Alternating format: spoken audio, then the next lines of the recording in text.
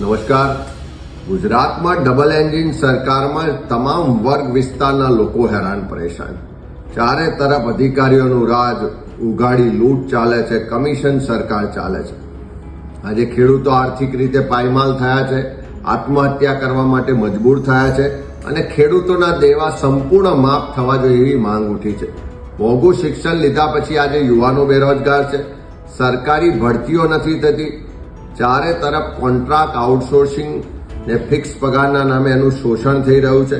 કામદારોને એના અધિકાર નથી મળતા, આદિવાસી વિસ્તારના લોકોને એના જળ જંગલ જમીનના અધિકાર નથી મળતા. એના માટે લાંબો સંઘર્ષ કરી રહ્યા છે. મોંઘવારીને કારણે એક ઘર ચલાવવું મુશ્કેલ છે. દારૂ ને ડ્રગ્સની બધી એટલી હદે વધી છે કે નાની ઉંમરે યુવાનો દારૂ ને ડ્રગ્સના રવાડે ચડી, નશાના રવાડે ચડી જિંદગી બરબાદ કરી રહ્યા છે. બેન દીકરીઓ વિધવા થઈ રહી છે. નાના વેપારી હોય, લારી ગલ્લા પાથરણાવાળા હોય, બધા જ લોકો આ સરકારી તંત્રની હેરાનગતિ ને હપ્તાખોરીથી ત્રસ્ત છે.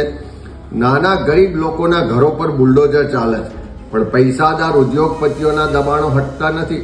ત્યારે આ ગુજરાતના તમામ વર્ગ વિસ્તારના લોકોના જે પ્રશ્નો છે, જે સમસ્યાઓ છે, જે તકલીફ છે, પીડા છે, જે દર્દ ને આક્રોશ છે, એને વાચા આપવા માટે ગુજરાત પ્રદેશ કોંગ્રેસ સમિતિ દ્વારા 16મી ફેબ્રુઆરીના રોજ ગાંધીનગર સત્યાગ્રહ છાવણી ખાતે બપોરે 1 કલાકે જનાક્રોશ સભાનું આયોજન કર્યું છે. ત્યારે આવો ગુજરાતના સૌ જાગૃત નાગરિકો ગુજરાતના લોકોના હક અધિકારની આ લડાઈમાં જોડાવા માટે આપ સૌને આહવાન કરીએ છીએ.